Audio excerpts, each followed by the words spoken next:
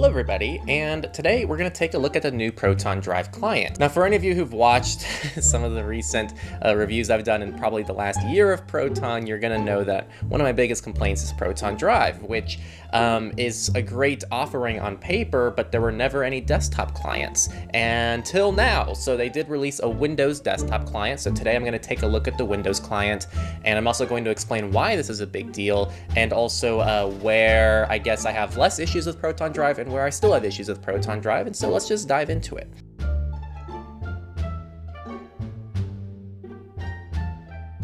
First, the reason why desktop clients are important for me is two reasons. The first one is mobile websites. I love progressive web apps. If you watch any content, I love web apps. I think they're great, but they do have some technical limitations. You can only decrypt and encrypt things with end-to-end encryption up to a certain capacity, and actually Proton now kind of warns you of this when you try to upload or download something that's a very large file on mobile. It'll tell you, hey, you might not be able to finish the download. And so there's actually technical limitations that would prevent you from being able to host or download huge files, which for me is important given I work with sometimes like 20, 30 gigabyte files when you're working with 4K video.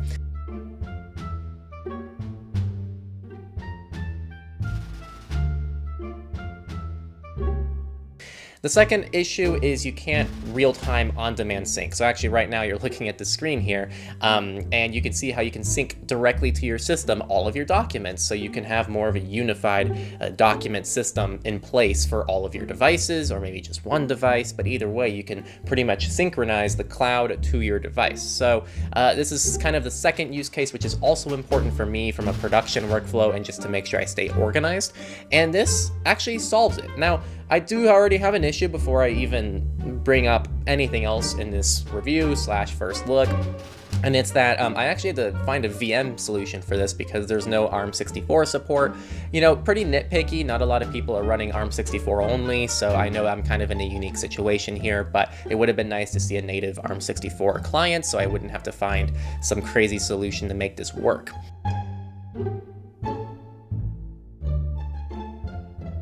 Right. I just have a few Linux VMs that I boot up sometimes, and it's just Fedora for the most part.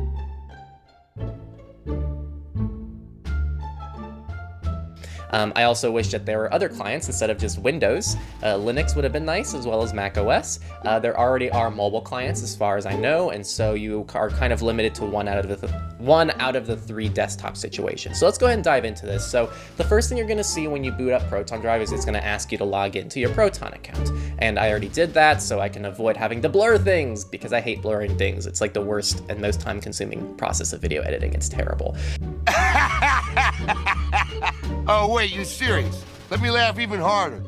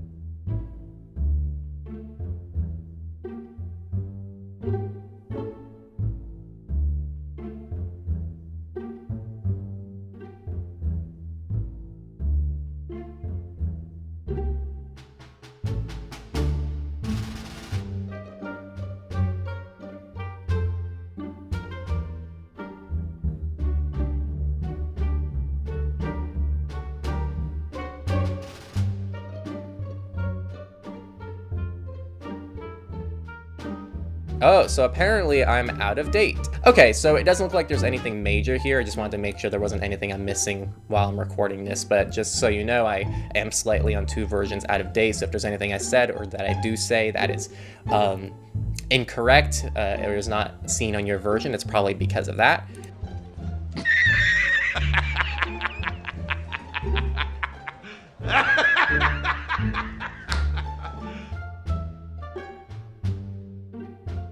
This is your reminder, check for updates or just use automatic updates, just like our newest video covered very extensively.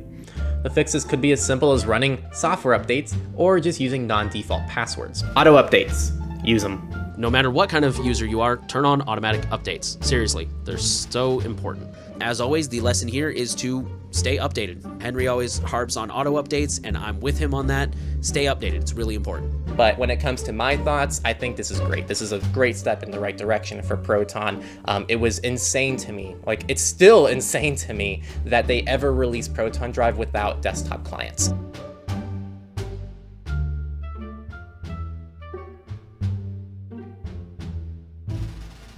And kind of a side tangent, but can Proton just like roll out a 100% functioning feature for once and not have something in beta for like 3 years and like half baked? Like, side tangents, people, but it's getting frustrating. But I'm just glad they have feature parity.